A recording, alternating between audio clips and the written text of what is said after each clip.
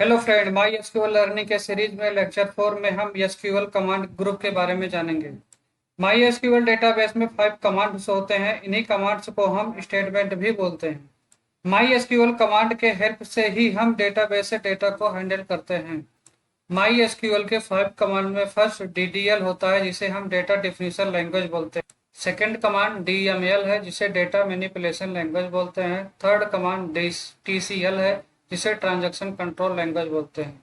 Fourth command DCL है, जिसे data control language बोलते हैं। एंड लास्ट फिफ्थ कमांड डीक्यूएल है, जिसे डेटा क्वेरी लैंग्वेज बोलते हैं। इन सभी कमांड्स का डिटेल अब हम स्टेप बाय स्टेप आगे सीखेंगे। डेटाबेस में न्यू टेबल क्रिएट करने के लिए, टेबल में वैल्यू इंसर्ट करने के लिए, या फिर इंसर्ट की हुई वैल्यू को डिलीट या अपडेट करने के लिए हम इन्हीं कमांड का यूज करते हैं। बिना कमांड का यूज किए ना तो हम टेबल क्रिएट कर सकते हैं, ना ही वैल्यू इंसर्ट कर सकते हैं, और ना ही वैल्यू को डिलीट और अपडेट कर सकते हैं। मीन्स पूरे सिक्वल में इन्हीं 5 कमांड का यूज करना है।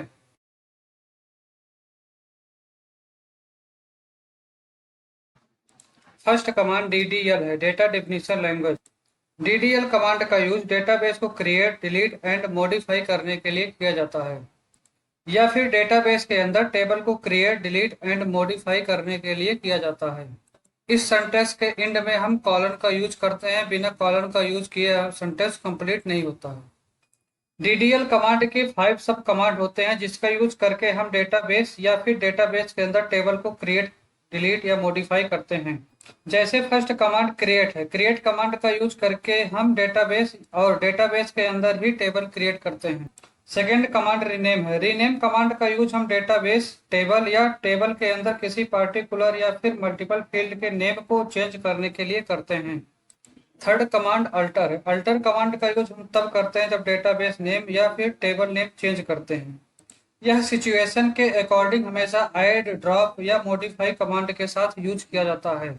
फोर्थ कमांड टर्नकैट है। टर्नकैट कमांड का यूज हम तब करते हैं जब हमको टेबल के अंदर से केवल डेटा डिलीट करना हो, न कि टेबल का स्ट्रक्चर।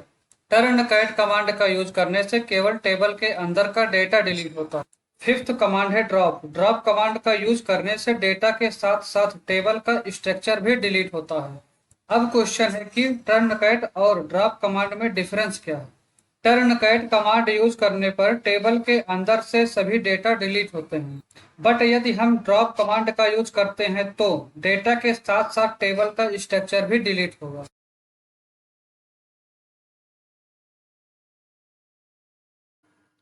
माई एसक्यूएल में सेकंड कमांड है डीएमएल, डेटा मैनिपुलेशन लैंग्वेज। इस कमांड का यूज हम क्रिएट किए हुए डेटाबेस में टेबल के अंदर वैल्यू को इंसर्ट, डिलीट या फिर उस डेटा को अपडेट करने के लिए करते हैं। डीएमएल के 3 सब कमांड हैं। जैसे फर्स्ट कमांड इंसर्ट है। इंसर्ट कमांड का यूज करके हम टेबल के अंदर वैल्यू को इंसर्ट करते हैं। कोई भी डेटा किसी टेबल में इंसर्ट करना है तो हम इंसर्ट कमांड का यूज करेंगे। डीएमएल का सेकंड कमांड है डिलीट। डिलीट कमांड का यूज करने से डेटाबेस के अंदर से पार्टिकुलर वैल्यू को डिलीट करते हैं।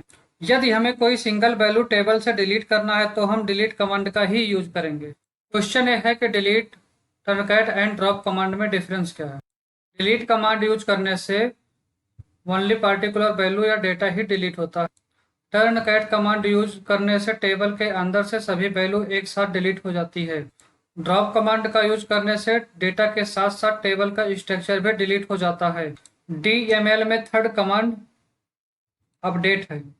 अपडेट कमांड का यूज टेबल के अंदर इंसर्ट डेटा को अपडेट करने के लिए करते हैं। मीन्स वैल्यू को चेंज करने के लिए अपडेट कमांड का यूज करते हैं। जैसे एक एम्प्लॉय नेम का टेबल है। टेबल के अंदर एक सैलरी नेम का फील्ड है। उस सैलरी फील्ड के अंदर किसी की सैलरी 5000 है। उस सैलरी को चेंज करके हम 10,000 करना चाहते हैं तो उसके लिए हमें अपडेट कमांड का यूज करना पड़ेगा।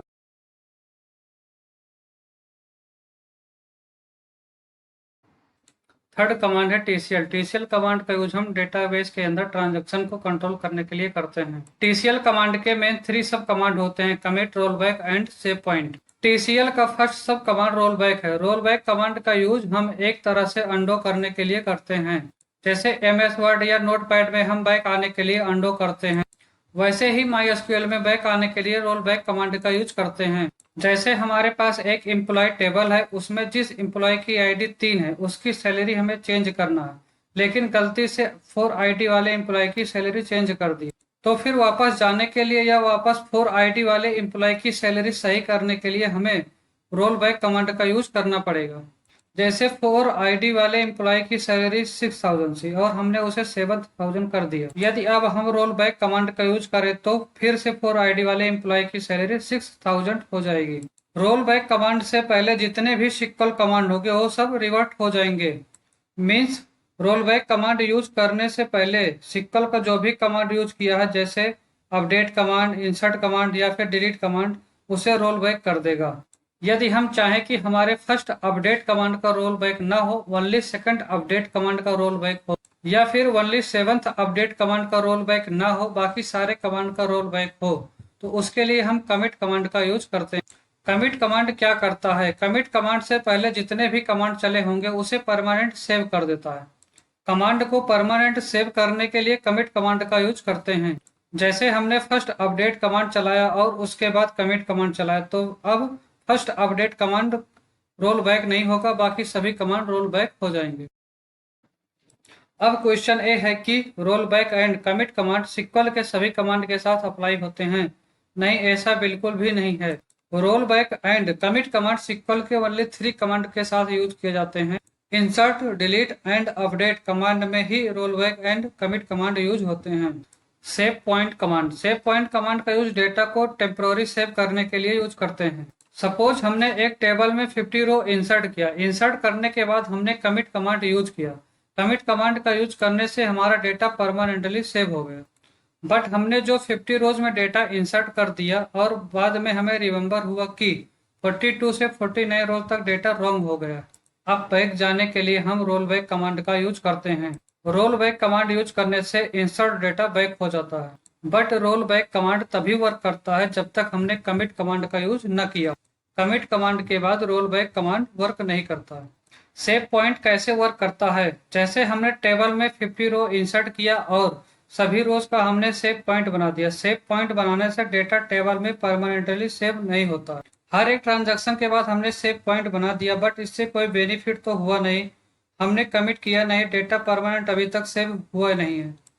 हम मॉर्निंग से वर्क कर रहे हैं, 50 रो में डेटा इंसर्ट किया या फिर मल्टीपल रो में हमने डेटा को इंसर्ट किया, बट इवनिंग में रिमेंबर हुआ कि 41 से 49 तक जो डेटा हमने इंसर्ट किया है वह डेटा रॉन्ग है। तो अब 41 रोज से 49 रोज तक डेटा को चेंज करके उसको करेक्ट करना है। डेटा को रिमूव करने के लिए रोल बैक यूज करते हैं, बट इससे तो सारा डेटा रिमूव हो जाएगा। जो डेटा करेक्ट है वह भी रिमूव होगा, जो डेटा रॉन्ग है वह भी रिमूव होगा। बट हम चाहते हैं कि करेक्ट डेटा रिमूव ना हो, ओनली रॉन्ग डेटा ही रिमूव हो। उसके लिए रोल बैक तो यूज करना ही पड़ेगा, लेकिन कैसे? उसके लिए हमें कमांड लिख, roll back to save point name. यहाँ सेव पॉइंट नेम का मतलब जिस जिस रोज में डेटा रॉन्ग हुआ है उस रोज के नेम। जैसे हम 41 रोज से 49 रोज तक डेटा को रिमूव करने के लिए कमांड लिखेंगे, roll back to R41, roll back to R42, roll back to R43, ऐसे लिखते हैं हम।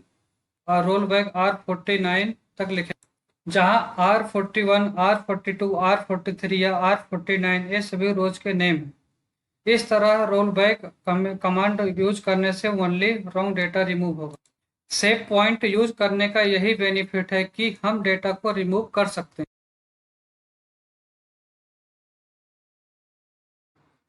DCL command, DCL means data control language. Data control language का यूज स्टोर डेटा तक पहुंचने के लिए करते हैं। मेनली इस कमांड का यूज डेटा को एक्सेस करने के लिए अदर यूजर को परमिशन देते हैं या फिर अदर यूजर से परमिशन लेते हैं। डेटाबेस में DCL लैंग्वेज का यूज करने पर रोल बैक का फीचर नहीं। जब DCL कमांड यूज करेंगे तो रोल बैक कमांड का यूज नहीं कर पाएंगे। डेटाबेस पर कंट्रोल करने के लिए DCL कमांड का यूज करते हैं। जैसे किसी ऑर्गेनाइजेशन में डेटाबेस का कंट्रोल डेटाबेस इंजीनियर के पास है और ऑर्गेनाइजेशन में कोई सॉफ्टवेयर डेवलप हो रहा है, तो सॉफ्टवेयर डेवलप करते टाइम डेवलपर को डेटाबेस में कुछ डेटा इंसर्ट करना है, डिलीट करना है या फिर अपडेट करना है, तो यहाँ पर डेटाबेस इंजीनियर DCL कमांड के हेल्प से डेवलपर को डेटाबेस एक्सेस करने का परमिशन दे देगा। इसमें दो कमांड यूज होते हैं। फर्स्ट है ग्रांट कमांड। ग्रांट कमांड में हम यूजर को डेटाबेस एक्सेस करने का परमिशन देते हैं। सेकंड है रिवोक कमांड। रिवोक कमांड में हम यूजर से डेटाबेस को एक्सेस करने का परमिशन लेते हैं। जैसे हमने किसी यूजर को डेटाबेस एक्सेस करने का परमिशन दिया है और अब हम चाहते हैं कि उसका परमिशन ले लें, तो रिवोक कमांड से यूजर का परमिशन ले लेते हैं।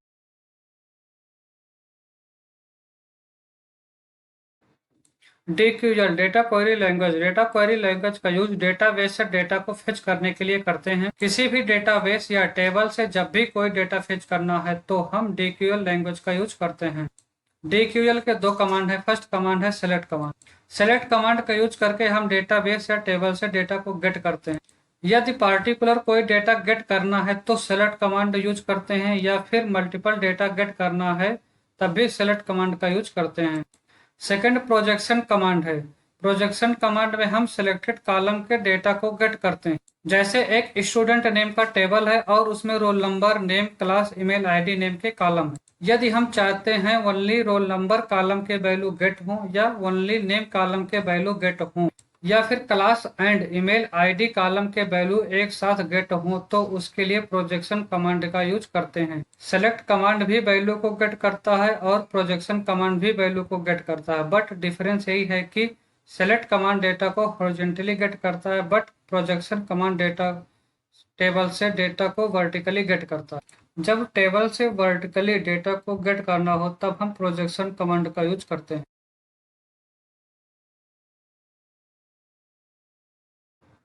Some important question of this lecture and the answer of all these question is in the video.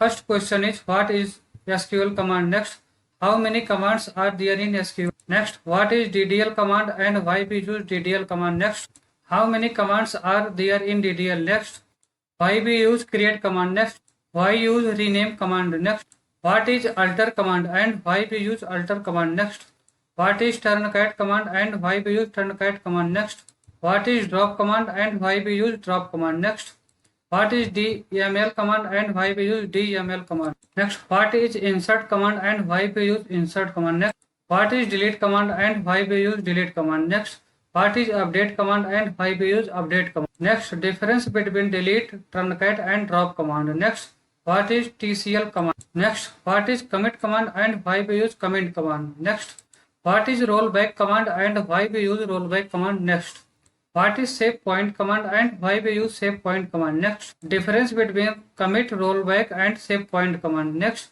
what is DCL command and why we use DCL command? Next, what is grant command and why we use grant command? Next, what is revoke command and why we use revoke command? Next, what is DQL command? Next, what is select command? And last question is what is projection command? If you are interested, then definitely give the answer of the question in the comment box. First question is difference between select command and projection command. Next question is difference between commit, rollback and save point. इन दो question का answer आप comment box में जरूर दें।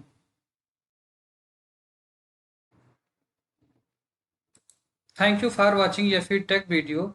Please subscribe, like and share the channel. If you subscribe to the channel, then you will keep getting video related to SQL. To search on YouTube, you type @code by Yafi Tech. If you watch Yafi Tech video, you will get 1000+ important questions related to MySQL.